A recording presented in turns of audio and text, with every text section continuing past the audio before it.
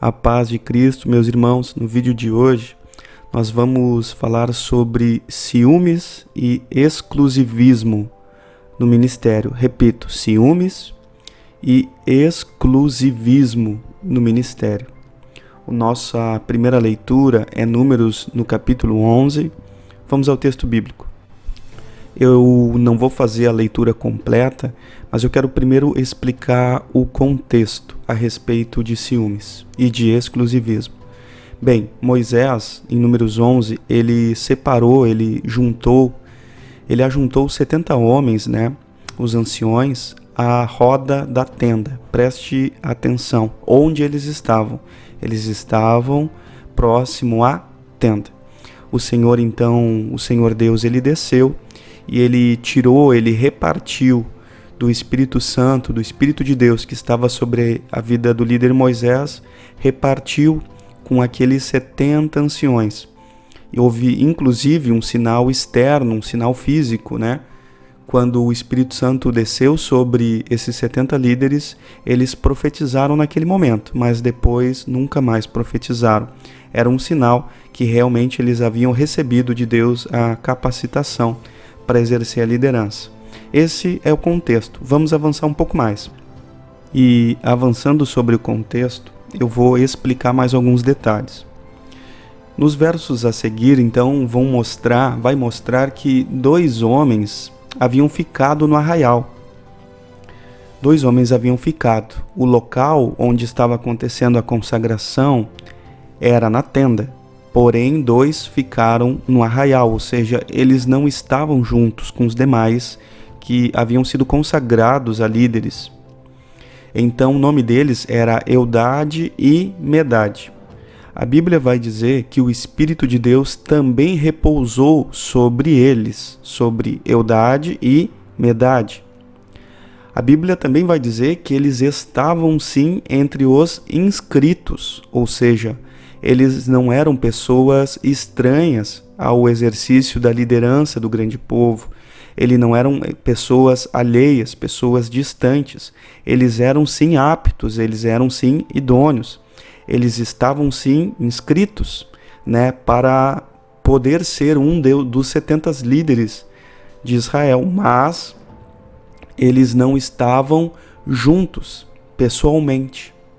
Eles estavam no arraial, sendo que o acontecimento da consagração era na tenda. Você precisa entender que esses são locais diferentes. Então o Espírito Santo desceu sobre Eldade e Medade e eles também profetizaram. Agora chegamos ao verso-chave que eu quero ler ele na íntegra com vocês. Números capítulo 11, versos 28 e 29 diz assim: E Josué, filho de Num, servidor de Moisés, um dos seus jovens escolhidos, respondeu e disse: Senhor meu, Moisés, proíbe-lhes. Verso 29. Porém Moisés lhe disse: Tens tu ciúmes por mim? Tomara que todo o povo fosse profeta, que o Senhor lhes desse o seu espírito.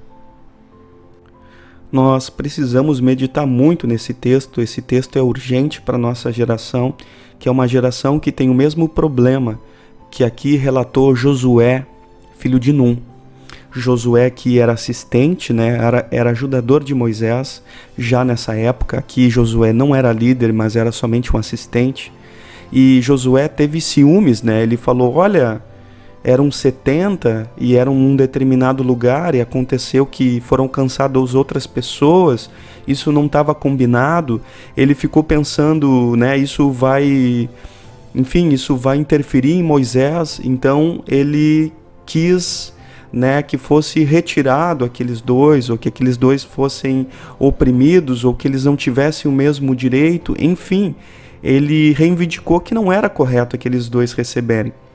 Moisés aqui ele revela que verdadeiramente ele tinha o Espírito de Deus que governava a vida dele. Quando ele disse, tens tu ciúmes por mim? Tens tu ciúmes por mim?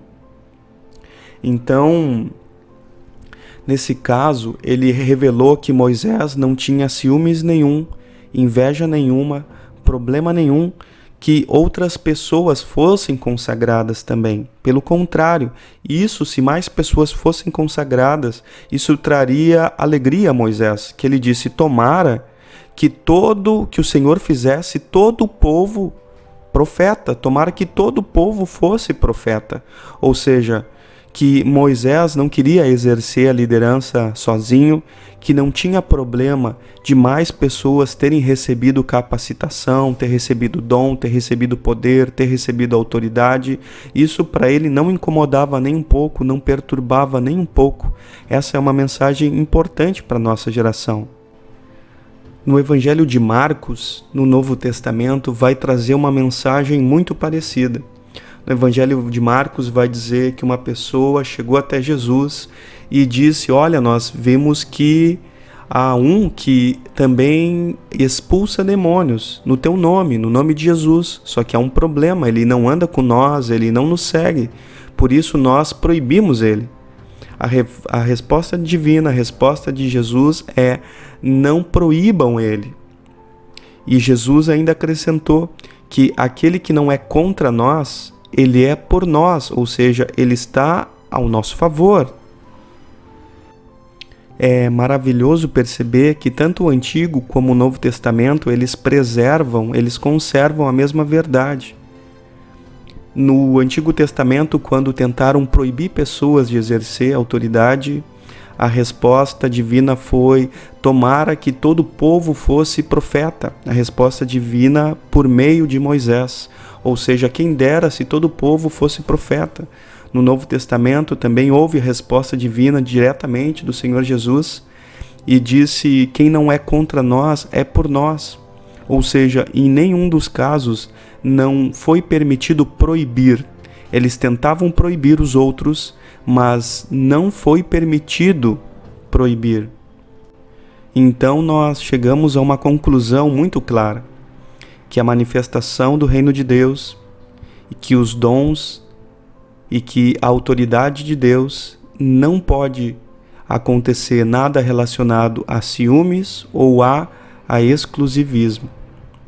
Os verdadeiros líderes, como mostra o texto bíblico, Moisés no Antigo Testamento e Jesus no Novo, Jesus como o próprio Senhor, a manifestação de Deus, Deus encarnado, eles mostram que não há espaço para proibição, não há espaço para proibição, não há espaço para ciúmes, não há espaço para inveja, não há espaço para exclusivismo. Pelo contrário, os dons de Deus, a capacitação de Deus, a autoridade e poder, ela está disponível a todos e é agradável diante de Deus que mais pessoas alcancem isso. Dons, capacidade, autoridade, poder.